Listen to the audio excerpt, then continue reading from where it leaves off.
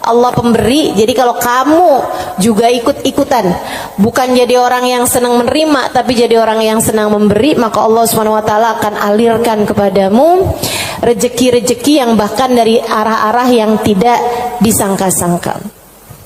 Saudaraku sekalian yang saya muliakan, Hubabah Maryam pernah bilang, Halimah jangan takut ngasih. Nak, jangan takut ngasih. Allah itu seringkali ketika kamu ngasihnya banyak, Allah juga ngasihnya banyak. Ketika Allah ngelihat kamu jalur keluar duitnya itu banyak, Allah juga bakalan ngasih itu buat memenuhin jalur keluarnya uang tersebut gitu. Assalamualaikum warahmatullahi wabarakatuh.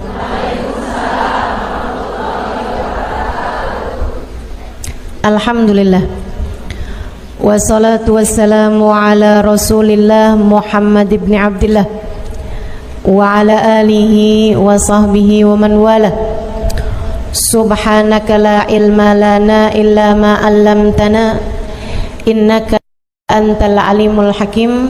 Rabbi syrah li sadri wa yassir li amri wahlul 'uqdatan min lisani yafqahu qawli, amma ba'du.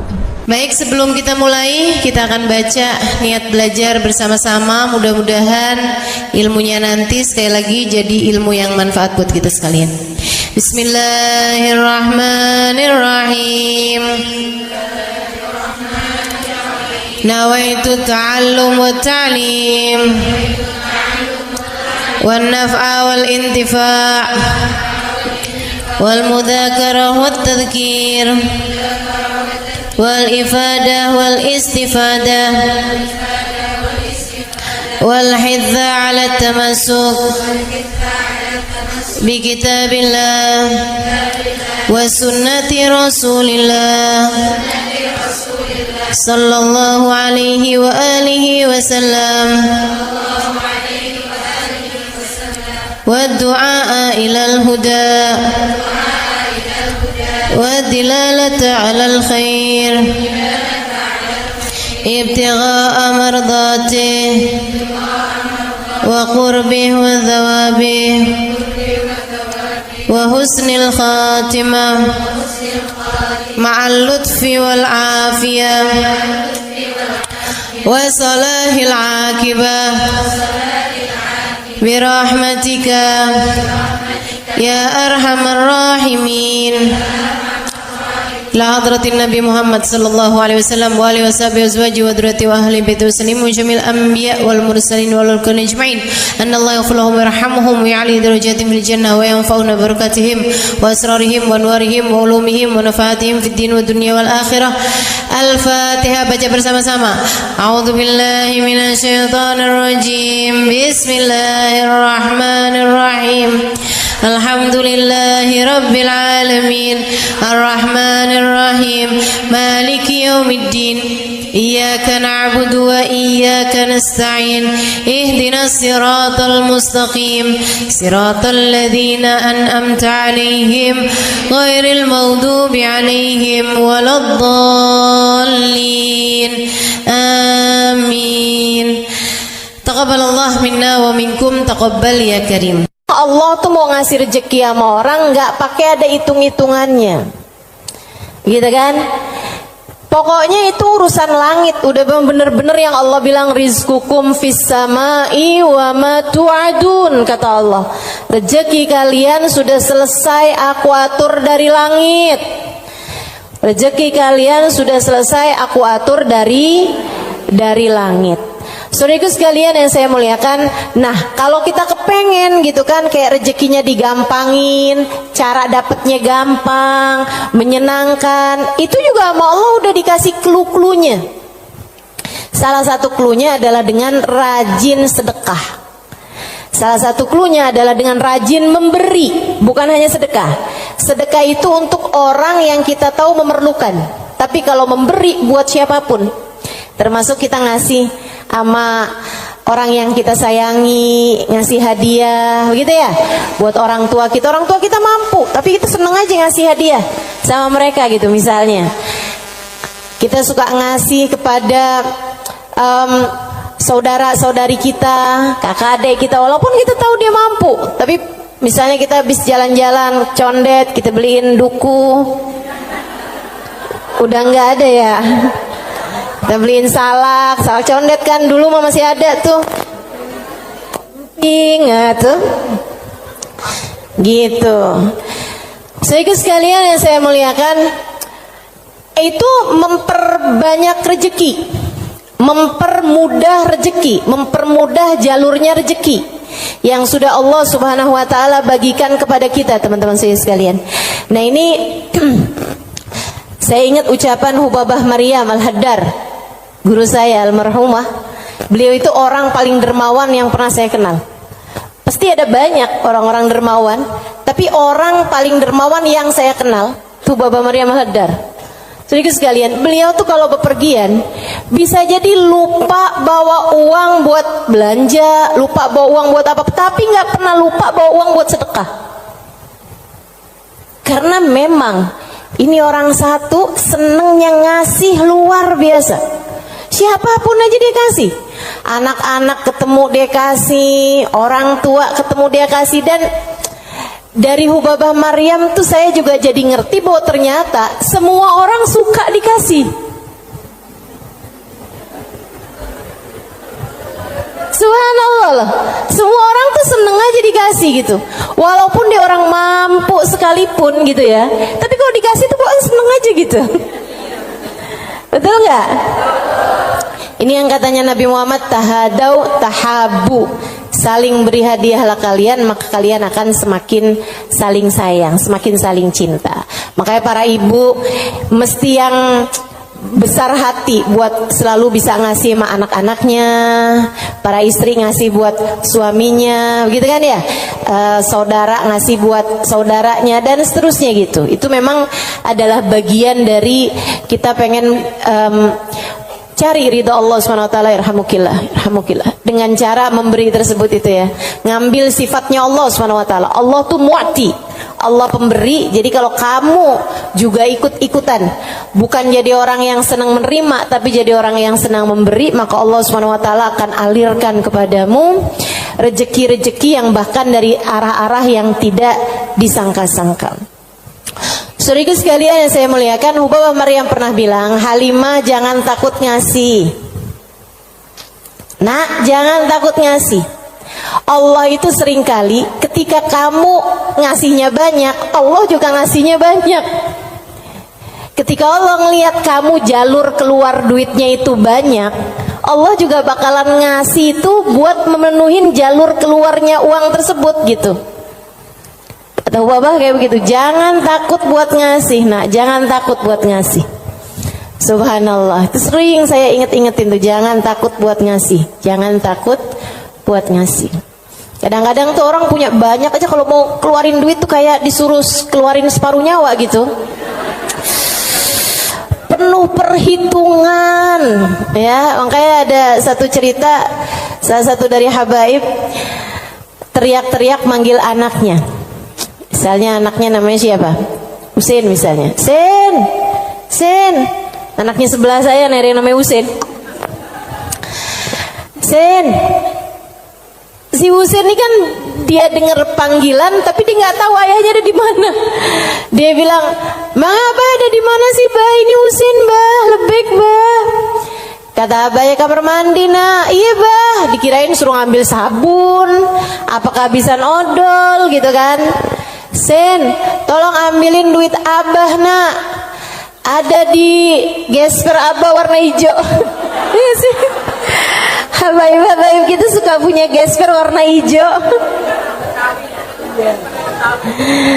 Gespernya habaib tuh ya. Jadi gespernya dipakai bukan buat celana panjang, tapi buat sarung. Ada yang tahu nggak? Anak-anak zaman sekarang nggak pada tahu nih, nggak seru ah.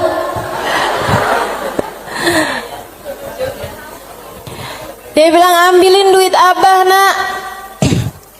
Kasihin kepada keluarga fakir miskin di jalan apa gitu, disebutin sama dia. Dikerjain sama anaknya saat itu juga, diambil uangnya kemudian diserahkan kepada keluarga yang dimaksudkan sama abahnya. Habis dia pulang, dia bilang sama abahnya, "Bah, abah kenapa sih bah sampai repot-repot lagi di kamar mandi, bukan nunggu aja ntar keluar." Abahnya bilang, "Nak, kalau keluar setannya lain lagi." Emang sedekah tuh kalau nggak cepet-cepet dikeluarin lain lagi tuh. Coba aja kamu ngeliat orang nih, ya ampun kesian banget, mau ngasih nih kayaknya 100.000 deh, misalnya gitu. Kita inget nih dompet kita ada 100 ribuan gitu kan, pas kita buka dompet, tapi banyak juga loh orang kayak gitu, 50.000 aja apa ya gitu. Kelihatan ada duit yang hijau 20 ribuan, terakhir keluarnya berapa? 5.000. Ada yang pernah begitu? Mana orangnya? Saya. Urusan sedekah luar biasa. Kalau nggak cepet-cepet dikerjain, luar biasa setannya teman-teman sekalian. Makanya mudah-mudahan Allah Subhanahu wa taala selamatkan kita dari segala sifat pelit-pelit ini nih. Baik itu yang namanya syuh ini udah pelit yang banget pelitnya, ataupun bakhil orangnya ya. Kalau yang tadi atas syuh orangnya namanya syahih. Kalau yang kedua nih bakhil, yaitu orang yang pelit sama apa yang dia punya, ama yang jadi miliknya dia mau ngeluarinnya tuh penuh dengan perhitungan. Dan gayahnya, puncaknya orang pelit yang kayak beginian nih, puncaknya pelit adalah dia sampai berusaha untuk bisa yang wajib-wajib pun jadi nggak wajib. Gimana caranya gitu? Kayak bayar zakat gitu kan, mikir-mikir mau bayar zakat harta 2,5% dari harta kita di akhir tahun. Itu kan kalau mau dicari-cariin jalannya biar nggak keluar zakat, bisa teman-teman, bisa. Terutama nih orang-orang kayak saya nih, belajar fikih kelamaan, belajar fikihnya lama, saya tahu persis cara mengelabui hukum Islam. Tetapi teman-teman sekalian, ilmu ini walaupun saya mengetahuinya, saya tidak akan mengamalkannya buat diri saya pun juga buat orang lain. Kenapa gitu? Kamu sedang mengelabui siapa? Bukankah Allah Maha tahu segalanya? Kamu mau nih gimana caranya biar duit saya nih nggak saya zakatin? Oh, kamu begini, misalnya gitu ya. Sekedar dirubah bentuk duitnya itu, jadi tanah, jadi rumah, kan zakatnya setahun lagi. Bisa aja kayak begitu. Akan tetapi teman-teman saudara sekalian, sekali lagi ini pengelabuhan urusan dunia. Tapi kalau urusan di hadapan Allah Subhanahu wa taala, Allah tahu segalanya. Allah paham niatmu, mau deket haul, mau deket waktunya wajib mengeluarkan zakat, kamu beli tanah biar duit kamu berubah jadi tanah untuk menghindarkan kewajiban zakat. Allah paham betul urusan apa yang ada di dalam hatimu itu. Jadi janganlah sok-sokan cari-cari. Mungkin ada pendapat lain yang bikin ini jadi nggak wajib, misalnya gitu kan? Ada aja, bisa aja teman-teman saudara sekalian. Orang yang belajar fikih bertahun-tahun itu akan ngerti caranya hal-hal yang seperti itu. Tapi tentu saja kita tidak akan mengamalkannya, sebab yang kita cari bukanlah pandangan manusia, yang kita cari bukanlah hukum dunia, akan tetapi yang kita cari adalah yang di sisi Allah Subhanahu wa ta'ala. Saya jadi ingat sama Syaiban. Ini yang dianggap sama Imam Syafi'i sebagai salah satu guru-gurunya Imam Syafi'i. Imam Syafi'i satu hari ditanya sama muridnya Imam Ahmad bin Hanbal, siapa aja guru-gurumu tuan? Sebutin sama Imam Syafi'i, fulan bin fulan, fulan bin fulan, fulan bin fulan. Kata Imam Syafi'i, Syaiban Ar-Ra'i. Siapa? Syaiban Ar-Ra'i. Kok saya nggak pernah dengar ya yang satu ini? Imam Syafi'i itu orang pinter, saudaraku sekalian, sangat pinter. Nih saya ceritain kecerdasan, kepandaian Imam Syafi'i. Imam Syafi'i itu kalau mau ngafal halaman 276, 277-nya ditutup dulu. Kenapa? Kenapa gitu? Karena kalau saya kelihatan suka ikutan masuk juga. Kecerdasan jenis apa itu coba? Ini kayaknya udah tingkat langit ke-7 nih cerdasnya nih. Itu bisa-bisanya gitu. Saya kalau mau ngafalin halaman misalnya 276, saya baca berulang-ulang, itu pun juga masih belum apal-apal gitu kan. Besokannya lagi saya ulang lagi, besokannya lagi saya ulang lagi juga gitu. Karena kalau nggak diulang-ulang ntar kayak suka gampang lupa nggak sih? Saudaraku sekalian yang saya muliakan, ini buat ibu-ibu sih kayaknya nggak relate deh. Kita nih kadang-kadang baca surat Al-Kafirun aja bu, ujungnya nggak ke bawah-bawah. Bismillahirrahmanirrahim. Qul ya ayyuhal kafirun la a'budu ma ta'budun wa la antum a'biduna ma a'bud wa la ana a'budu ma abattum wa la antum a'biduna ma a'bud wa la ana a'budu ma abattum wa la antum. Mana dia nih ujungnya nggak kena-kena. Imam Syafi'i hafal Quran di usia 7 tahun seperti kita hafal surat Al-Fatihah sekarang. Kita hafal surat Al-Fatihah kan gak kebalik-balik tuh. Apal aja biar sambil goreng, sambil apa aja yang namanya Fatihah mah gak pernah keliru ya bu ya. Nah itu Imam Syafi'i hafal Al-Quran 30 juz kayak kita hafal surat Al-Fatihah sekarang. Disampaikan oleh guru kami Sayyidil Habib Umar bin Hafid. Teman-teman sekalian, gimana enggak tuh Imam Syafi'i itu belajarnya kayak gitu tuh modelannya tuh. Dulu Imam Syafi'i itu orang sangat nggak punya teman-teman. Imam Syafi'i itu duduk di majelisnya Imam Malik. Itu beliau pertama hadir duduknya di luar aja, nggak dicatat, dengerin aja. Karena nggak istilah katanya nggak ikutan bayar sekolahnya, jadi dia di luar gitu kan. Satu waktu habis selesai murid-murid pada keluar, gurunya nih ngeliatin si anak ini dipanggil sama gurunya gitu. Terus tanyain, belum Imam Malik ini ya, gurunya yang masih awal, masih dasar.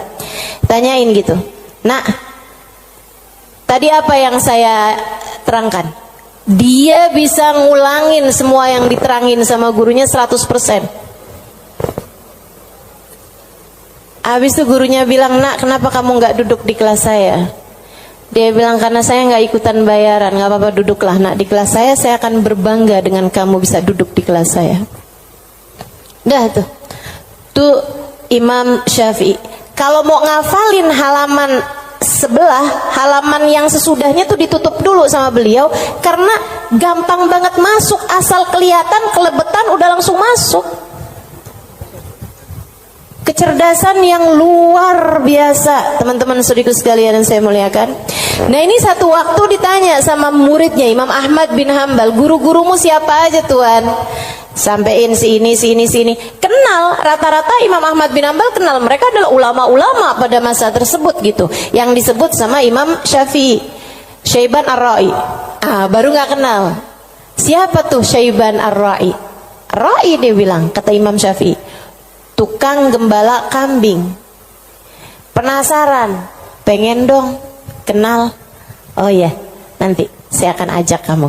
Satu hari diajak nih sama Imam Syafi'i, Imam Ahmad bin Hambal diajakin pergi ke tempatnya Syaiban Ar-Ra'i. Di mana diajakinnya? Di tempat gembalaan kambing. Sambilan tuh kambing digembala, Syaiban sholat. Kambingnya sudah makan rumput, dianya sholat. Habis saya sholat di Imam Syafi'i sama Imam Ahmad bin Hambal duduk di situ. Assalamualaikum warahmatullahi wabarakatuh Syaiban. Waalaikumsalam warahmatullahi wabarakatuh. Syaiban, saya nih datang kemari nih, katanya Imam Ahmad bin Hambal, karena Imam Syafi'i waktu saya tanya salah satu gurunya, dia menyebutkan dirimu wahai Syaiban. Emang Syafi'i ini ada-ada aja. Tawadu kan, bukan yang ya gitulah saya. Walaupun saya kelihatannya penggembala kambing ya, tapi jangan remehkan. Saya gurunya Imam Syafi'i, enggak gitu. Dia bilang, Imam Syafi'i ini emang ada-ada aja. Bagaimana mungkin penggembala kambing seperti saya jadi gurunya Imam Syafi'i? Kata Imam Syafi'i, Syaiban, Saya datang kemari ini mau bertanya beberapa permasalahan. Oh iya, boleh. Apa pertanyaanmu? Yang pertama, kami mau tanya kepadamu urusan sholat. Kalau kamu nih ngerjain sholat, terus kamu lupa Syaiban, ini udah 2 rakaat apa baru 1 rakaat ya? Apa yang harus kamu lakukan wahai Syaiban? Syaiban jawab, ala madhabina au ala madhabikum. Sesuai madhab kalian atau sesuai madhab saya? Oh, Syaiban punya madhab, maaf, Syaiban punya madhab. Katanya Imam Syafi'i, memang ada 2 madhab nih dalam masalah ini? Iya, tentu saja. Madhab kalian selalu berbeda dengan madhab saya. Oh, boleh kami tahu kalau sesuai dengan madhab kami gimana Syaiban? Kalau madhab kalian, kalau lupa berapa rakaat sholat, ngambil rakaat yang sedikit, kemudian sesudahnya sujud sahwi. Iya benar, kata Imam Syafi'i, benar. Begitu memang yang disampaikan oleh baginda kita Nabi besar Muhammad sallallahu alaihi wasallam. Kalau madhab kalian gimana Syaiban? Kata Syaiban, kalau madhab kami, madhab ahli tasawuf, madhab hamba-hamba dekat dengan Allah Subhanahu wa taala, madhabnya para wali lah boleh dibilang. Dia bilang kalau kami sholat menghadap Allah tapi kami sampai lupa berapa rakaat kami menghadap kepadanya, artinya kan pikirannya kemana-mana. Dia adalah orang yang sudah kurang ajar kepada Allah. Dia harus dihukum dengan puasa setahun dan qiyamul lail setahun.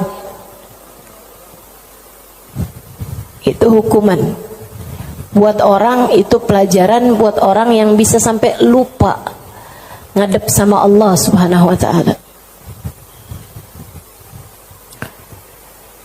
Ada yang mau ikutan madhabnya Syaiban?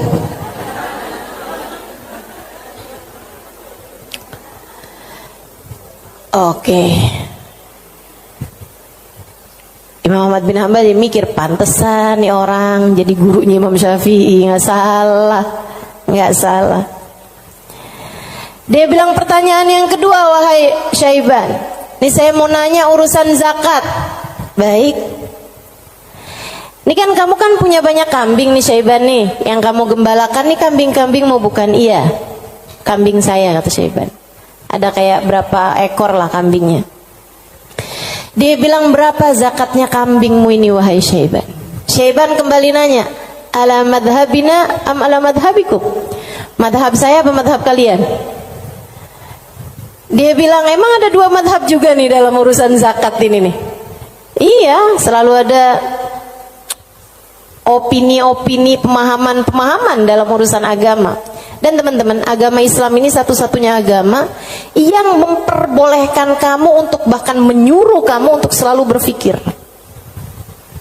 Agama yang paling natural, agama yang sesuai sama pola pikir manusia. Kamu harus berpikir biar selamat dari api neraka. Kamu harus berpikir, gitu kan? Bahkan Allah ketika menceritakan tentang orang-orang ahli neraka, lahum qulubun la yafqahuna biha, kata Allah. Mereka punya hati, punya pikiran, tapi nggak dipakai mikir. Akhirnya jadi ahli neraka. Orang selalu aja tuh, fa'tabiru ya ulil albab, gitu kan? Maka ambillah pelajaran dari sini, wahai yang berpikir. Disuruh berpikir. Kita ini dalam Islam ini disuruh berpikir, nggak boleh kayak yang udah ini doktrinnya agama, udah ikut aja, nggak bisa. Islam ini adalah agama yang selalu memerintahkan kamu buat berpikir. Makanya Syaiban kepikiran tuh jawaban-jawaban yang tidak sesuai dengan konteks fikih, tapi tidak salah. Teman-teman. Ya, orang yang lupa rakaat kemudian dia merasa bahwa dirinya adalah seorang yang kurang ajar sama Allah Subhanahu wa taala karena menghadap Allah, tapi kepikirannya gelambiar kemana-mana. Kalau dia kemudian menghukum dirinya sendiri dengan puasa sepanjang tahun, yaitu tentu adalah sesuatu hal yang luar biasa tingginya gitu. Seseorang yang sudah mencapai tingkat spiritualitas yang sangat-sangat berkelas. Ditanya nih urusan zakat nih. Berapa zakatnya wahai Syaiban? Katanya Syaiban, ala madhabina am ala madhabikum? Sesuai dengan madhab kalian apa sesuai dengan madhab saya? Kalau madhab kami gimana Syaiban? Orang kan buat tahu kan mesti tahu perbandingannya. Oh kalau madhab kalian 40 ekor kambing, 1 ekor kambing, 121, 2 ekor kambing, selanjutnya setiap 100, 1 ekor kambing. Iya benar. Kayak gitu tuh. Zakatnya kambing. Menurut Islam sesuai dengan apa yang sudah diajarkan baginda kita Nabi besar Muhammad. 40 1 ekor kambing, 121 2 ekor kambing, selanjutnya setiap 100 1 ekor kambing. Jadi kalau kamu punya 900 ekor kambing berarti 9 ekor gitu. Kalau menurut madhab kalian gimana wahai Syaiban? Syaiban kemudian menjawab, kalau madhab kami, saya ini budak, budaknya Allah. Innama ana abd, saya ini adalah budak, budaknya Allah. Dan seorang budak tidak memiliki harta, sebab semua harta budak adalah harta majikannya. Dan itu benar, harta budak adalah harta majikannya. Jadi kambing-kambing saya ini, ya udah, terserah Allah aja. Kalau diperlukan saya kasih, kalau nggak diperlukan nggak saya kasih. Kalau kemudian misalnya nih punya kambing 20 gitu kan, tapi nih lagi ada orang mau ngawinin nih, perlu 3 ekor kambing, ya udah keluarin 3 ekor kambing. Saya nggak pernah merasa memiliki kambing-kambing saya. Berapapun yang diperlukan akan saya keluarkan, sebab bukan milik saya, semua hanyalah milik Tuan saya. Saya hanyalah budak, yang saya miliki adalah miliknya Tuan saya. Tuh, hamba berkelas. Makanya mereka tuh ngeluarin duit sebanyak apapun nggak pernah merasa berat. Kenapa? Ngerasanya cuma dititipin doang, nggak pernah ngerasa itu adalah milik dia gitu. Ngerasanya cuma dititipin doang. Makanya sedekahnya gede-gede teman-teman. Berjuang dengan hartanya tuh besar-besar. Dan saya ketemu orang-orang semacam itu. Punya duit berapa ya dikeluarin segitu-gitunya tuh. Itu ketemu orang-orang yang seperti itu gitu. Masya Allah, Masya Allah. Mudah-mudahan Allah angkat kepelitan dalam diri kita, insya Allah. Semoga Allah angkat sifat bukhl dalam diri kita, sifat syuh dalam diri kita ini. Amin ya rabbal alamin. Wa amma man bakhila bil infaq fi wujuhil khairat. Adapun orang-orang yang pelit dalam menafkahkan hartanya pada jalan-jalan kebaikan, wa taraikir kurubat, dan arah-arah gurubat, arah-arah ibadah. Maksudnya kalau disuruh keluarin hartanya buat yang lain misalnya gitu ya, dia ngawinin anaknya, udah jor-joran tuh. Tapi kalau giliran suruh nyumbang, itulah ya, dia punya hartanya banyak nih. Kalau misalnya duitnya itu mau dipakai buat bikinin pesta, bahkan sekedar pesta ulang tahun yang tiap tahun tuh keulang, itu ya, itu dia akan kerjain gitu kan. Ulang tahun ulang tahun perkawinan ulang tahun anaknya, ulang tahun cucunya, dia keluarin hartanya gampang banget gitu. Tapi giliran bikin maulid dong, ini kan lagi bulan maulid, udah banyak kok yang bikin maulid. Ya kalau gitu nyumbang deh buat orang yang bikin maulid, udah banyak yang nyumbang buat bikin maulid gitu. Jadi kalau urusannya yang kebaikan-kebaikan gitu kan, tuh ada pondok pesantren tuh lagi susah, oh ya udah deh ntar aneh sampein deh sama orang itu tuh, orang itu kaya tuh, banyak tuh duitnya tuh. Dia lupa kalau duitnya juga banyak. Ada orang-orang yang kalau jalan-jalan yang lain dia royal, dia biasa aja gitu, ngeluarinnya nggak berat. Tapi di saat dia suruh ngeluarin untuk jalan-jalan kebaikan, dia ngerasa berat. Yang kayak begini, ma'at tamakkun min dzalik, padahal dia mampu untuk melakukan itu, fahaluhu ahwan min halil ladzi qabla, keadaan dia masih lebih mending daripada keadaan orang-orang yang di atasnya, yang syuh atau yang yang syahih atau yang bakhil tuh ya. Yang atasnya itu sampai dengan yang wajib-wajib aja dia nggak mau keluarin. Kalau yang ini yang wajib sih dia keluarin sih. Yang wajib dia keluarin. Cuman kalau yang sunnah-sunnah gitu, kayak nyumbang-nyumbang, ngasih-ngasih sama orang, gitu-gitu dia tar dulu deh, duit saya juga nggak segitu banyaknya gitu kan. Ada orang nih susah-susah nih, terus dia bilang gitu, emang beneran susah anak-anak yatim gitu kan, korban bencana alam atau apa gitu, emang beneran susah. Itu juga mau ngeluarinnya kayak yang berat banget gitu. Yang kayak beginian gimana nih? Ahwan minal ladzi qabla, mendingan sih daripada yang sebelumnya. Sebutnya apa? Wa yusamma bakhilan aidan, disebut juga orang bakhil juga. Li'annahu qad athara al-mal wa laqiba fi imsaki, karena dia mendahulukan harta untuk dirinya sendiri dan dia senang buat pegangin hartanya. Wa bakhila bi badlihi fi ma huwa arfa' lahu wa anfa' inda rabbih min ad-darajatil ula wal khairatil baqiyah fid daril akhirah. Karena dia itu kan bakhilnya itu menyalahkan sesuatu yang dia rasa lebih bermanfaat. Kalau dia disuruh nyumbang nih, kayak dia akan mikir yang daripada saya nyumbang, mendingan juga buat sekolah anak aja nih dulu, mendingan buat ngirimin anak dulu aja, mendingan buat ini aja, mendingan buat itu aja. Kayak yang dicari-cari gitu keperluan dia itu, mendingan ganti horden aja, mendingan ganti karpet aja, mendingan ada pintu model baru, mendingan saya ganti pintu aja, mendingan saya pokoknya gitu aja gitu. Daripada dia mencari-cari, maksudnya daripada dia mengeluarkan hartanya untuk urusan-urusan yang sifatnya akhirat, dia akan lebih memilih untuk yang buka cabang aja, buka usahanya lebih luas aja, mendingan ini aja, mendingan itu aja, kayak gitu. Atau bahkan mendingan buat kawin lagi aja. Itu ngebantu orang juga.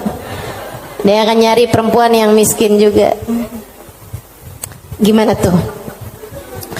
Wa madamal insan yarjah imsakul mal ala badli fi mahabillah wa maradi fa huwa ghairu khalin an syai'in minal bukhl. Dan sesiapa orang, selagi seseorang itu masih lebih mendahulukan, masih lebih mementingkan megang hartanya daripada menyerahkannya di jalan yang diridhoi Allah dan yang dicintai Allah, maka artinya orang tersebut belum kosong dari sifat pelit. Artinya dia masih punya sifat pelit dalam dirinya. Uang kamu nih antara kamu serahkan buat beli sesuatu duniawi, sama kamu serahkan buat kepentingan akhirat, kamu ringanan mana? Ya kita masih lebih ringan untuk urusan-urusan dunia kita kan? Betul nggak? Atau untuk antara kamu keluarkan di jalan Allah dengan kamu tabung, kamu masih beratan mana? Ya beratan ngasih lah. Kalau buat nabung kan ya buat diri kita sendiri, itu investasi masa depan, harus kita pikirkan juga kan. Nah itu berarti kata Imam Ghazali, Imamul Haddad, Imamul Haddad yang bilang ya, bukan saya ya. Berarti dia ya memang masih pelit juga. Kamu masih pelit. Selagi antara uang kamu pakai buat tabungan sama uang kamu serahkan untuk jalan-jalan kebaikan, kamu masih memilih untuk nabung. Berarti ini kayaknya kita semua masih pelit lah ya. Udah kita sepakatin aja dah. Masih pelit semuanya, ya Allah, ya Allah. Makanya masih harus terus-terusan berdoa. Allahumma inni a'udzubika minal ajzi wal kasal wa'ud. Allahumma inni a'udzubika minal hammi wal hazan wa a'udzubika minal ajzi wal kasal wa a'udzubika minal jubni wal bukhl wa a'udzubika min ghalabatid dain wa qahrir rijal. Itu masih harus terus-terusan kita baca teman-teman, tiap hari, tiap pagi kita baca doa itu. Ya Allah, beri kami hidayah untuk bisa ringan tangan dalam memberi, enggak terus-terusan pelit sama apa yang kami miliki ya Allah. Wala yakunul insan jawadan sakhiyan hatta yakuna badlul mal fi mahabbillah arja inda wa ahab ilaih min imsaki. Dan seseorang itu belum bisa disebut dermawan, belum bisa disebut sakhi, belum bisa disebut orang karim, orang dermawan sampai dia merasa bahwa menyerahkan uang di jalan Allah lebih dia sukai daripada menabung, daripada pegang duit itu, daripada dia nggak ngasihnya di jalan Allah gitu. Kalau kamu ngerasa masih ngasih itu lebih berat daripada kamu pegang, nah itu berarti kamu masih pelit. Tapi kalau kamu ngerasa udah yang ngasih lebih kamu sukai daripada kamu pegang, gitu ya, itu berarti kamu adalah seseorang yang dermawan. Udah jadi tambah jauh aja nih kita nih. Fa'alam dalik wa'mal alaih. Ketahuilah hal ini dan amalkanlah. Wallahu yatawalla hudak. Semoga Allah subhanahu wa ta'ala memberikan petunjuk kepadamu. Amin ya rabbal alamin. Wa minal muhlikat, dan salah satu dari sifat-sifat yang dapat menghancurkan seseorang, salah satu dari sifat-sifat penghancur amal ibadah seseorang, salah satu dari sifat-sifat yang dapat meluluh lantakkan dirimu, menurunkan nilaimu di mata Allah subhanahu wa ta'ala adalah al-ghurur, sifat ghurur, tertipu.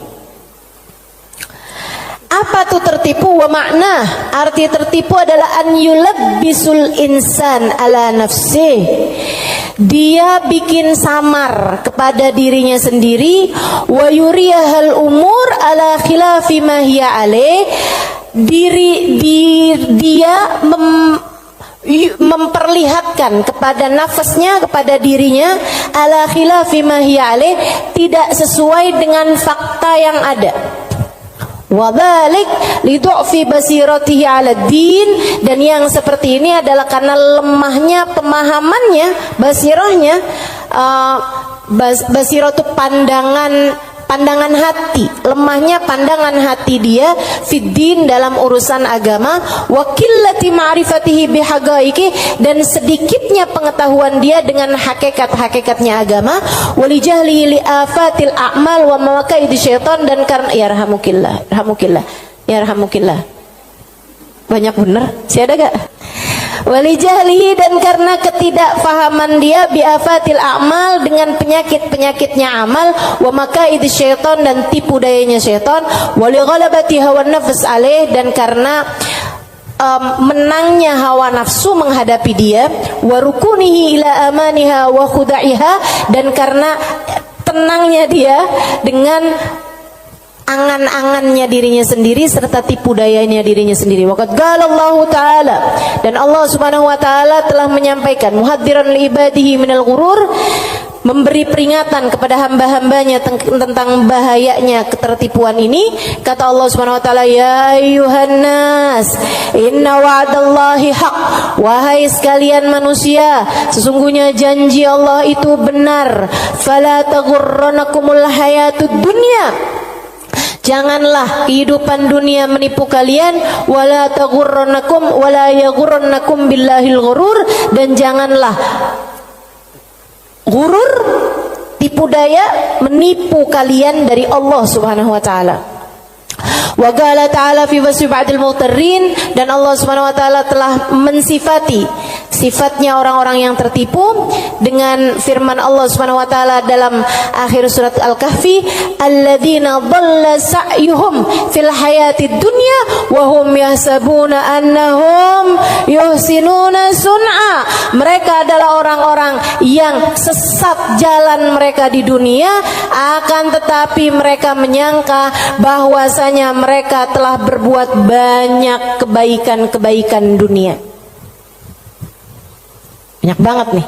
Nanti Imam Ghazali, Imam Al-Haddad akan menerangkan tentang mereka-mereka ini. Wa qala ta'ala, dan Allah Subhanahu wa taala juga menyampaikan, walakinnakum fatantum anfusakum wa tarabbastum wartabtum wa gharratkumul amani hatta jaa amrullah wa gharrakum billahil ghurur.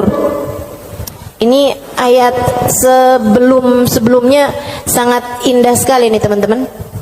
Sebentar saya akan bukakan. Kata Allah Subhanahu wa taala, walakinnakum fatantum anfusakum, akan tetapi kalian telah menipu diri-diri kalian sendiri, wa tarabbastum, dan kalian menunda-nunda, wartabtum, dan kalian merasa ragu, wa gharratkumul amani, dan kalian tertipu dengan angan-angan kalian sendiri, hatta jaa amrullah, sampai datang ajal menjemput kalian, wa gharrakum billahil gharur, dan kalian telah tertipu, dan tipu daya telah menipu kalian dari Allah Subhanahu wa taala. Al-Hadid ayat 14. Al-Hadid ayat 14.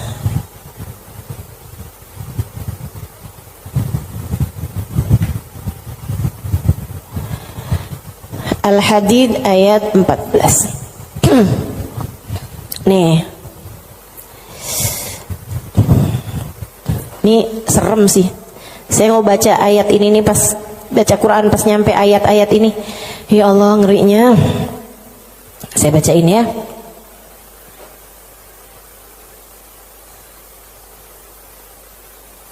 Dari mana ya enaknya nih ya?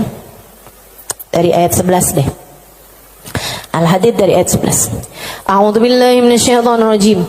Man dzalladzi yuqridullaha qardan hasana fayudha'ifahu lahu wa lahu ajrun karim. Kata Allah, siapa di antara kalian yang mau menghutangi Allah? Ini Allah nih dari taunya orang-orang tuh ama hartanya tuh medit banget, pelit banget, sampai Allah bilang, kamu di saat sedekah, kamu nggak lagi ngasih buat orang, kamu lagi ngasih hutangan kepadaku, kata Allah. Kamu lagi ngasih tuh, kamu lagi ngasih hutang sama aku, kata Allah. Man dzalladzi yuqridullaha qardan hasana, siapa yang menghutangi Allah dengan hutangan yang bagus. Hutangan yang bagus tuh ada orang miskin dikasih. Ya, ada orang yang kepengen sekolah, nggak mampu sekolah, kamu sekolahkan. Ada janda-janda yang kepengen usaha, nggak punya modal, kamu modalin, gitu kan? Ada orang tua-tua yang emang udah nggak bisa lagi usaha, kamu berikan nafkah bulanan kepada mereka gitu. Ada yang lagi ngebangun misalnya pondok pesantren atau masjid yang memang tidak akan kembali berupa keuangan ya, maksudnya secara langsung gitu kan. Nah itu semuanya ini disebut sebagai jalan-jalan kebaikan. Allah menyebutnya sebagai qardon hasana, hutangan kepada Allah.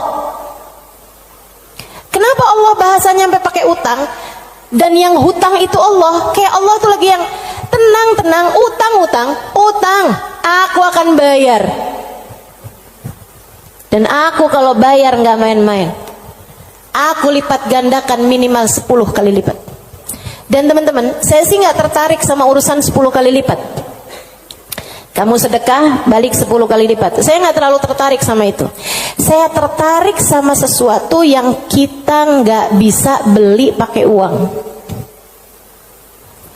Yang kita nggak bisa beli pakai uang, itu yang lebih membuat saya tertarik ketika bersedekah. Maksudnya gini nih, kalau misalnya kayak kalau kamu ngasih 100.000, Allah bakal gantikan dengan 1 juta, 10 kali lipat kan? Saya nggak terlalu tertarik sama yang begituan. Saya lebih tertarik kalau kamu kasih 100.000, Allah akan berikan kepadamu Halimah sesuatu hal yang bahkan kamu nggak bisa belinya dengan uang. Dan itu nyata teman-teman. Kamu nggak bisa beli kesolehan anakmu. Mau beli di mana? Mau beli di mana? Kamu pergi cari apapun, kamu nggak bisa beli kesolehan anakmu. Kayak apa rasanya kamu bangun di waktu malam, terus kamu lihat, kok kamar anak saya nih lampunya masih nggak gelap semuanya ya. Biasanya kalau tidur dia gelap semua. Kamu buka pelan-pelan kamar anakmu, karena memang kamu udah bilang sama anakmu untuk kalau tidur jangan dikunci misalnya gitu. Kamu buka kamar anakmu dan di sanalah kamu lihat di jam 2 malam, jam 3 malam dia sedang bersimpuh di atas sejadahnya. Kamu bisa beli di mana hal kayak begituan? Saudariku sekalian yang saya muliakan, kamu punya anak-anak hatinya baik-baik. Bahkan kamu punya suami hatinya menyayangi kamu dengan tulus, bisa beli di mana? Kamu memutuskan untuk pakai skincare, pasang filler, kamu udah sulam alis, sulam bibir, kamu bahkan mungkin oplas, nambahin tingginya hidung, belum tentu bikin hati suamimu sayang padamu, betul? Beli di mana tuh rasa sayangnya suami kepada seorang istri? Belinya sama Allah Subhanahu wa ta'ala. Sebab Allah yang menggerak-gerakkan hati manusia. Saudaraku sekalian yang saya muliakan, Allah tuh kalau kamu kasih hutangan sama Allah Subhanahu wa ta'ala, kamu sedekahkan hartamu di jalan Allah Subhanahu wa ta'ala, Allah bisa bayar kamu dengan hal-hal yang gak bisa kamu beli pakai uang. Keberkahan kehidupan, kesolehan hati anak-anak, rasa sayang, rasa cinta di hati suamimu kepadamu, hati yang damai, kehidupan yang tenang, hati yang bahagia dalam taat pada Allah Subhanahu wa ta'ala. Bahkan hidayah, inayah, taufik dalam dirimu, teman-teman saudaraku sekalian. Gimana caranya mau beli? Kamu bisa bangun di waktu malam, kemudian 2 rakaat, 4 rakaat, 6 rakaat kamu mengerjakan ibadah pada Allah. Kemudian kamu beristighfar, kemudian kamu berdoa, kemudian kamu menyebut-nyebut namanya. Kenikmatan yang kayak begituan kamu gak bisa beli pakai uang.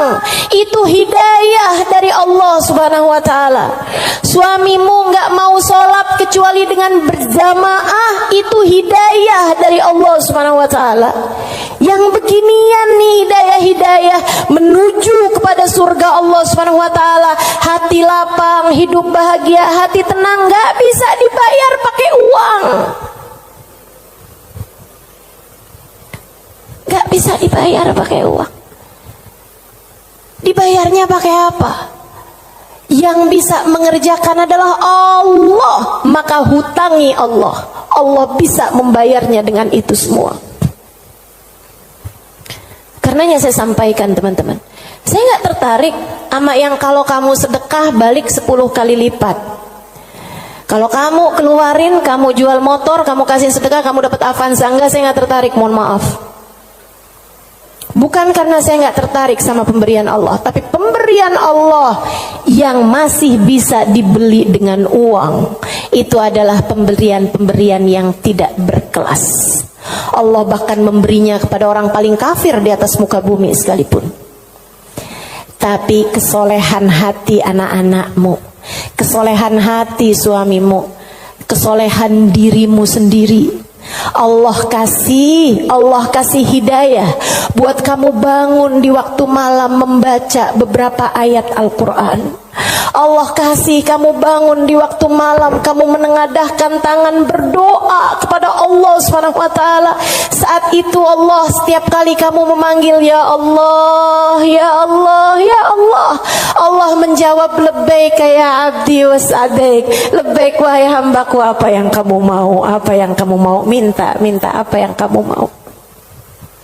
Ampuni dosa-dosa saya ya Allah. Allah bilang labbaik hambaku, aku ampuni dosa-dosamu. Mudahkan saya berbuat kebaikan ya Allah, labbaik hambaku, labbaik hambaku. Aku akan memudahkanmu berbuat kebaikan. Kasih saya ilmu yang manfaat ya Allah, labbaik hambaku. Aku akan beri padamu ilmu yang manfaat. Saudariku sekalian yang saya muliakan, yang ini nih tidak akan Allah berikan kecuali kepada hamba-hambanya yang Dia cintai. Assalamualaikum warahmatullahi wabarakatuh.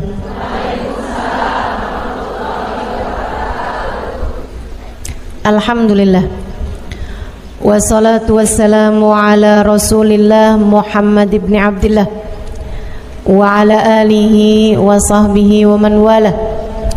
Subhanaka la ilma lana illa ma 'allamtana innaka antal alimul hakim.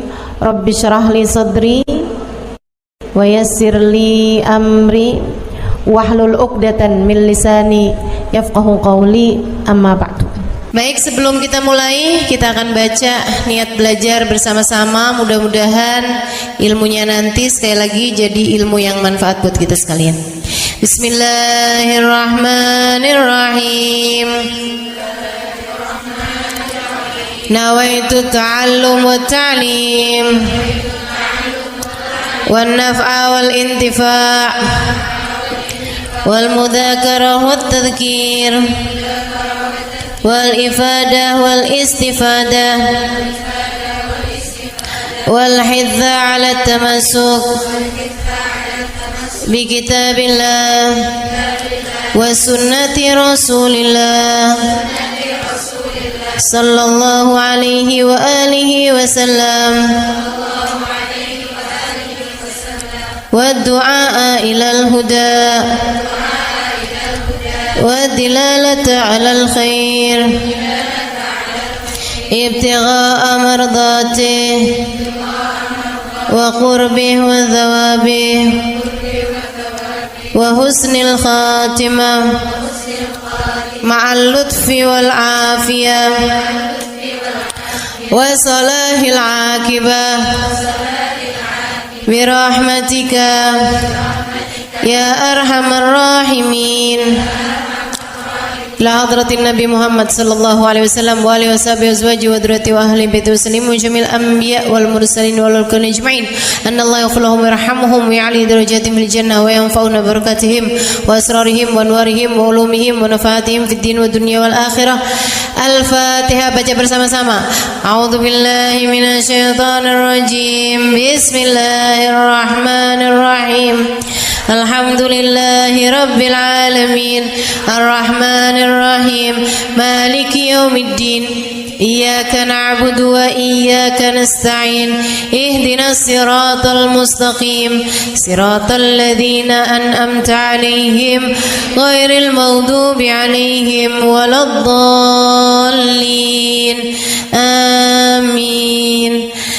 Taqabbalallah minna wa minkum, taqabbal ya karim. Warraghba fid dunya, sementara rakus ambisi terhadap dunia, tukathirul ham, bikin banyak sumpah, wal hazan, dan bikin banyak kesedihan. Bikin sedih badan kita, bikin sedih hati kita, bikin sumpek dan bikin akhirnya jadi berpenyakit ya badan kita ini. Ar-raghbah fid dunya. Wal batalah, sementara batalah, kalau di situ diartiin apa batalah? Nganggur ya, benar. Cuman bahasa yang enak apa ya? Tugasil galba, lalai dari Allah, maksudnya ya nggak kepengen dunia juga, nggak kepengen akhirat juga gitu, kayak gabut. Anak zaman sekarang bahasanya gabut ya. Gabut itu apa sih sebenarnya? Nggak ada kerjaan gitu kan? Itu kayak ada singkatan nggak butuh gitu kali ya dari itu ya. Nggak ngapa-ngapain gitu, pengangguran aja gitu, nggak jelas. Wal batalah tuh terlena, nganggur gitu kan, tidur mulu gitu, luntang lantung. Nah, ada orang luntang-lantung gitu kan. Dibilang luntang-lantung, dibilang lantung-luntang. Tugasul galba, bikin keras hati. Bikin keras hati. Nganggur tuh penyakit bahaya memang. Bahaya. Wa qala alaihi salatu wassalam, dan bersabda pula baginda Nabi besar Muhammad, Naja awalu hadhil umma bizzuhdi wal yaqin. Awal umat ini terselamatkan dengan zuhud wal yakin, dan dengan keyakinan yang kuat. Wasayahlik akhiruha bil hirsi wa tulil amal, dan akan hancur akhirnya umat ini, akan hancur disebabkan hirs, ambisi terhadap dunia, wa tulil amal, dan panjang angan-angan. Wa ma warada minal ayati wal akhbar wal athar fi dammi dunya wa dammil muhibbina laha warraghibina fiha wa dammil hirsi 'alaiha kharijun anil hasr.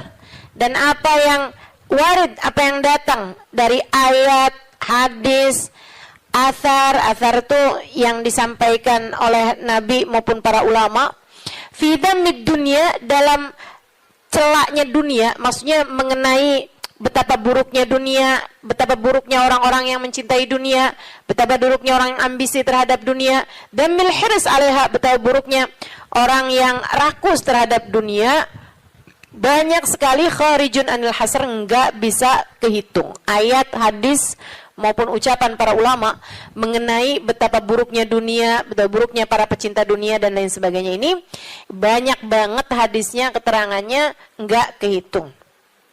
Watasani fil ulama, dan karangan-karangan para ulama rahmatullahi alaihim, semoga rahmat Allah senantiasa tercurah pada mereka, minas salaf wal khalaf, baik dari ulama zaman dulu maupun ulama-ulama belakangan, masyhuna bidzalik, penuh sekali dengan hal-hal yang seperti itu. Kayak Imam Ghazali gitu kan, nulis dalam kitabnya baik Ihya Ulumuddin ataupun kitab yang terakhirnya beliau itu namanya Minhajul Abidin dan lain sebagainya, itu banyak banget mengenai hal-hal yang seperti ini gitu. Betapa pentingnya kita untuk zuhud terhadap urusan dunia. Tsumma inad dunya ibaratun wallahu a'lam bisawab. Sampai situ ya. Nabi Muhammad alaihissalam mengatakan, az-zahada fid dunya tuyrayyihul qalba wal badan. Zuhud dunia nih. Apa tuh zuhud?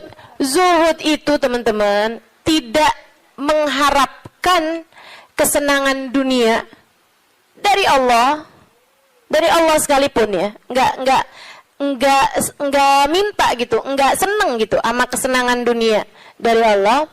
Itu namanya zuhud akhirat. Dan juga teman-teman, zuhud ama manusia itu tidak menginginkan apa yang ada pada manusia, apa yang dimiliki orang enggak kepengen.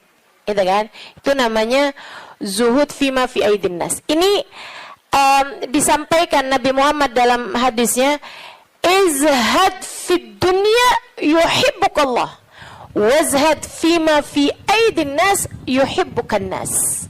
Kata Nabi Muhammad alaihissalam, zuhudlah kamu dari dunia. Zuhud tuh enggak seneng, enggak ambisi, enggak fokus kepada kesenangan dunia maupun pencapaian dunia. Hati-hati, tipis teman-teman bedanya, gitu kan? Pencapaian dunia, saudara sekalian, kayak gini loh, banyak followers, majelisnya jadi rame, itu tipis tuh antara kamu kepengen akhirat sama kamu kepengen dunia. Buat siapanya? Bukan buat yang hadir. Saya rasa kalau yang hadir mudah-mudahan baik gitu kan. Tipisnya itu buat pelaku-pelaku dakwah, baik yang rumahnya buka buat majelis atau dia buka majelis, atau yang ngajarnya nih gitu. Karena kalau tujuannya senengnya itu adalah urusan-urusan dunia, tuh tipis banget setan nantinya tuh bisa masuk dari arah situ. Dari arah situ masuknya. Izhad fid dunia, kata Allah Subhanahu wa taala. Makanya dari tipisnya nih yang saya sebut tadi itu ya, kayak keinginan kamu tuh dunia apa akhirat, keinginan kamu tuh pujian manusia atau pujian Allah. Itu sampai-sampai banyak dari para wali-walinya Allah Subhanahu wa taala meninggalkan kemasyhuran dunia karena khawatir sama hatinya. Banyak saudaraku sekalian. Sampai ada di antara para wali itu yang sampai berpura-pura nyuri. Sampai dikejar orang gitu kan. Kenapa dikejar orang? Karena yang dia curi adalah bajunya seorang perempuan yang lagi mandi. Ada orang lagi mandi. Wali loh yang ngerjain. Untung belum zaman viral internet ya. Ini kalau zaman viral internet kayak apaan tuh orang ngejudge dia tuh kan, udah nganggepnya udah hancur banget dah gitu. Tapi memang itu yang dicari sama beliau.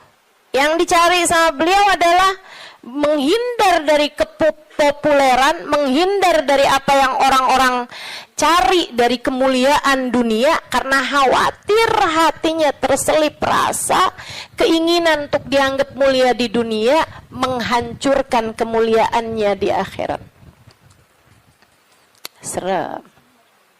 Serem bener buat orang-orang kayak saya yang sama Allah dikasih pegang mic di depan, ya kan? Teman-teman saya sekalian, nggak gampang. Makanya kalau ada yang bisa kamu lakukan untuk saya, doain, biar bisa ikhlas, doain, biar bisa benar gitu, jaga hati, doain, biar disayang Allah gitu.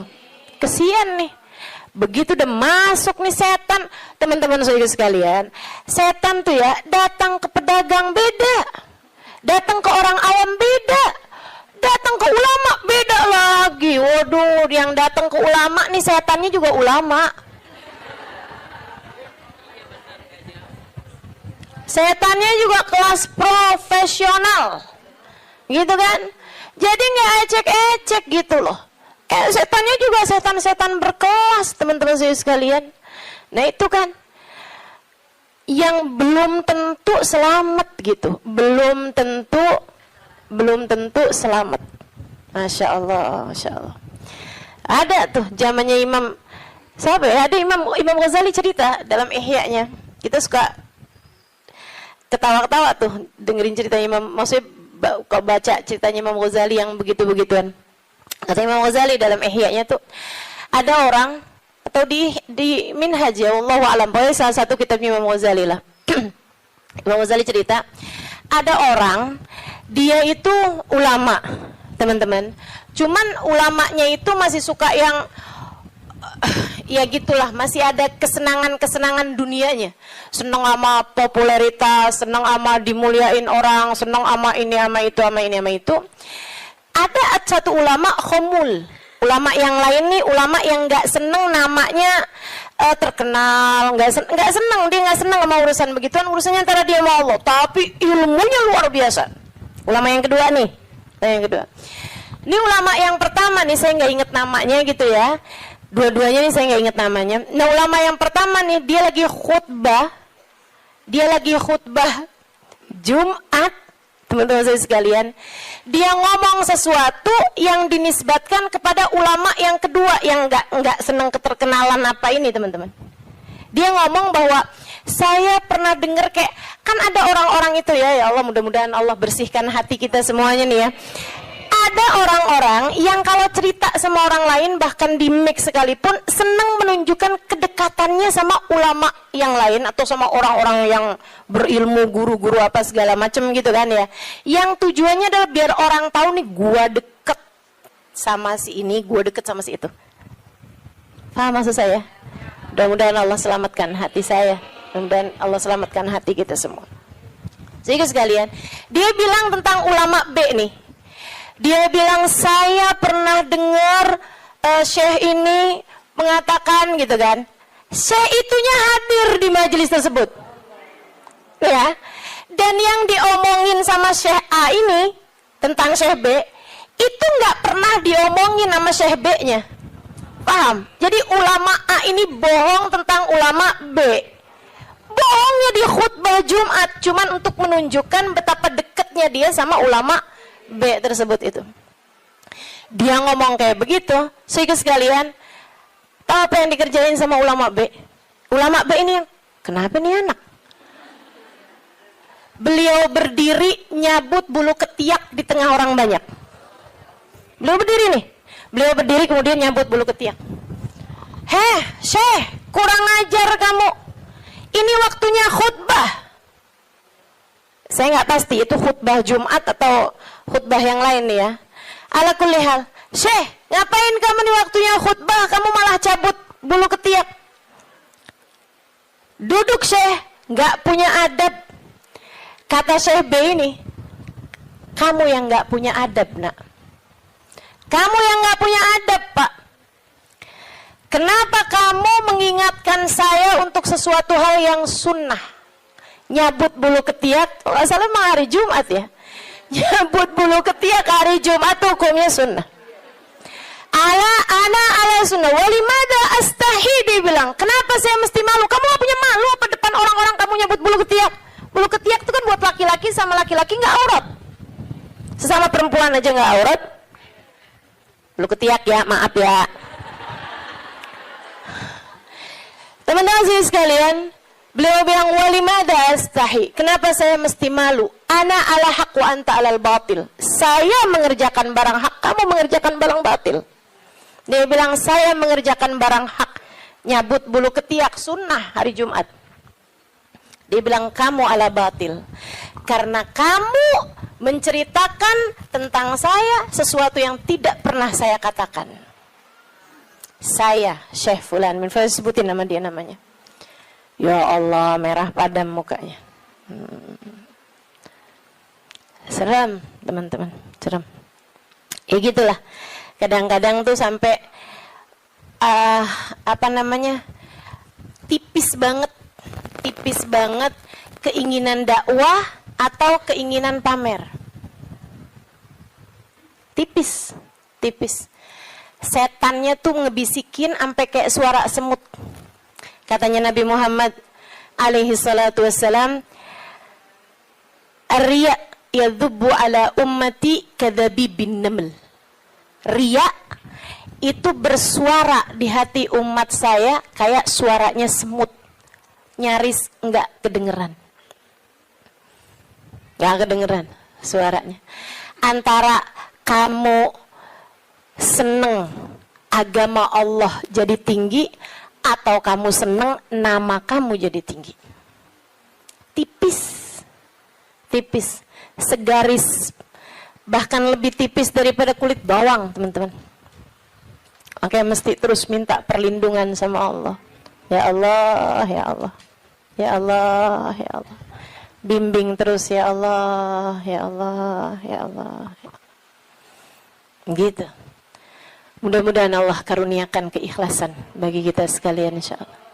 Sebab yang namanya pencapaian akhirat teman-teman. Dan pencapaian akhirat kita nggak pernah tahu. Pencapaian akhirat tuh kita nggak pernah tahu. Taunya kapan? Entar di akhirat. Namanya juga pencapaian akhirat. Taunya entar di akhirat. Saat kamu berhasil menghadap Nabi Muhammad. Saat namamu menjadi seseorang yang dikenal oleh Nabi Muhammad. Kalau mau bangga, tar di sana. Kalau mau bangga, ntar di sana. Saat kamu bisa melewati jembatan Sirat secepat kilat. Saat kamu bisa selamat masuk surga Allah Subhanahu wa ta'ala. Saat kamu bisa digiring di belakang bagindamu Nabi besar Muhammad. Mau membusungkan dada saat itulah silahkan. Mau ngerasa diri sesiapa saat itulah silahkan. Mau menganggap diri berhasil mencapai kemuliaan saat itulah silahkan. Mau menganggap diri mencapai pencapaian dalam dakwah saat itulah silahkan.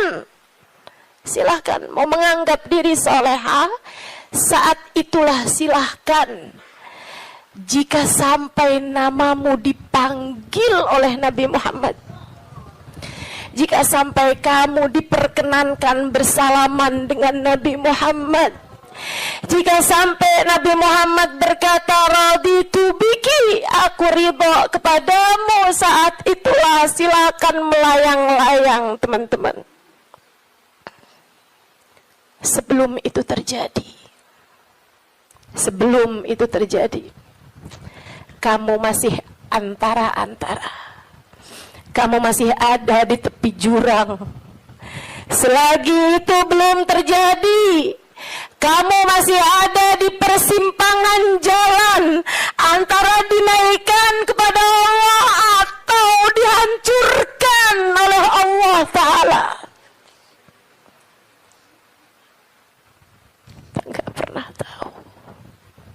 Kita nggak pernah tahu.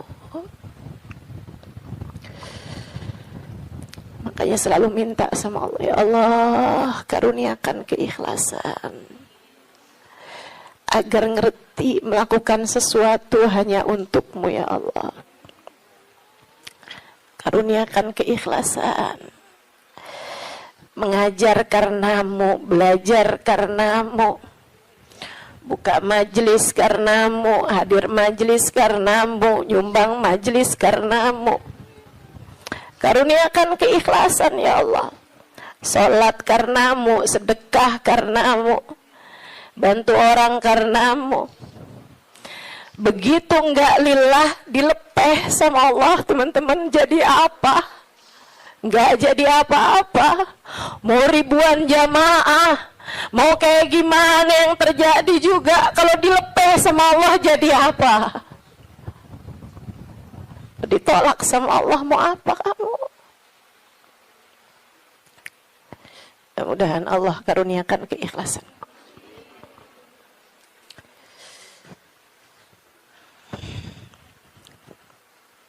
Az-zahada fid dunya, zuhud di dunia, zuhud dunia, ngarepnya cuma Allah semata. Izhad fid dunya, yuhibbukallah. Kalau Allah lihat hatimu nggak punya ketertarikan sama dunia, Allah cinta padamu. Gitu kata Nabi Muhammad. Hah? Hati kamu masih ngarep dunia nggak nih? Hati kamu masih ngarep harta, pandangan orang, jabatan, kemuliaan di mata manusia? Kamu masih fokus ke sana apa enggak gitu? Hati kamu masih fokus ke sana, jangan salahkan siapa-siapa. Kalau Allah pun juga belum fokus mengaruniakan rahmatnya kepadamu. Sebab aturannya jelas, kata Nabi Muhammad, izhad fid dunya yuhibbukallah. Bagaimana mungkin Allah akan menempati hatimu jika hatimu masih penuh sesak dengan selainnya? Teman-teman, kamu kalau mau taruhin di kamarmu itu lemari baru, tempat tidur baru, kamu mesti keluarin yang lama. Kalau kamarmu itu masih banyak banget barang-barang lain, yang nggak mungkin yang baru bisa masuk ke dalam kamarmu. Kan begitu? Hati kamu juga gitu. Hati kamu juga gitu. Saudara sekalian yang saya muliakan, bagaimana mungkin Allah akan berkenan bertahta di hatimu jika hatimu selama ini masih penuh sesak dengan selainnya? Penuh sesak dengan selainnya. Penuh sesak dengan anggapan orang, penuh sesak dengan cinta manusia. Yang kamu pikirin gimana biar suami tetap cinta padamu. Duh, kamu luar biasa. Siapa yang lagi di WhatsAppin sama suami, siapa yang lagi diteleponin sama suami, sekarang suami lagi di mana, sama siapakah, jangan-jangan dia sedang berada dalam pelukan perempuan yang lain. Waduh, bagaimana kamu berharap Allah bertahta tahta dalam hatimu jika hatimu penuh sesak dengan selainnya. Teman-teman, keluarkan nya yang kecil-kecil agar nya yang besar berkenan bertahta di hatimu. Keluarin yang lain-lain. Keluarin perkara harta, perkara cinta manusia, pujian orang, semuanya keluarin.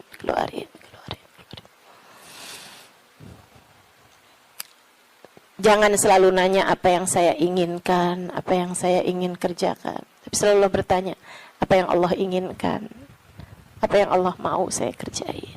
Terus gitu. Hidup belajar terus insya Allah.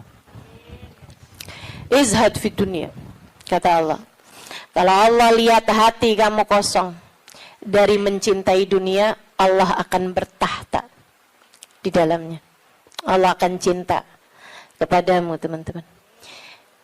Yuhibbukallah, kamu akan dicinta sama Allah kalau begitu. Wazhad fima fi aidin nas yuhibbukan nas. Kamu pengen dicintai sama orang, cintai disenengin sama manusia, seenggaknya gitu punya teman-teman baik, punya kawan-kawan baik gitu. Orang nggak jauh dari kamu itu juga nggak apa-apa, bagus. Caranya katanya Nabi Muhammad, izhad fima fi aidin nas. Zuhudlah kamu dari apa yang dimiliki sama orang.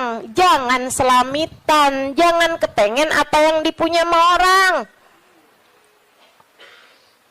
Orang nggak seneng loh kalau kita tuh kayak yang ih bagus mau dong.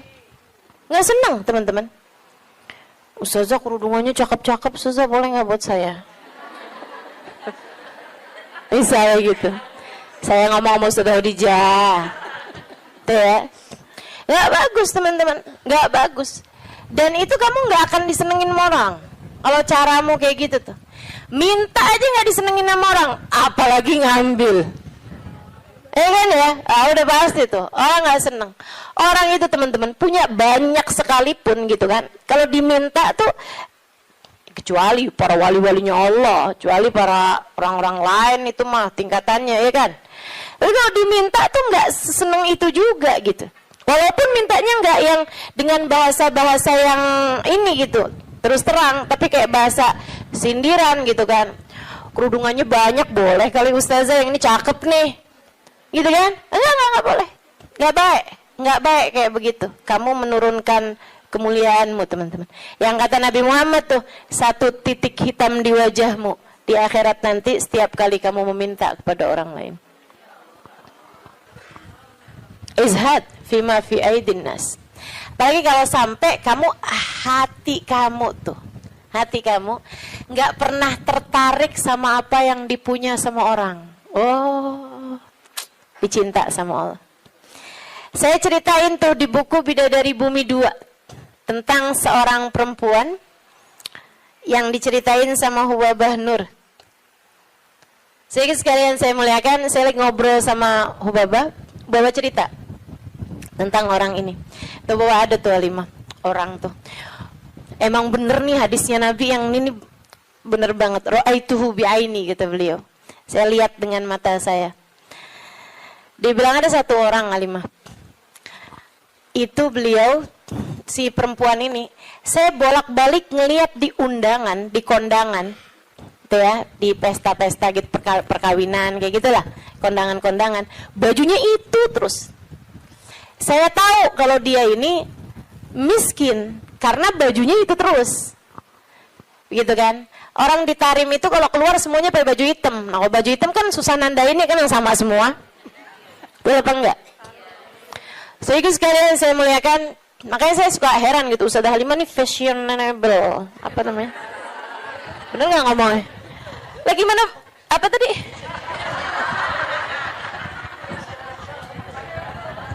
Gimana ngomongnya? Itu dah, pokoknya itu dah.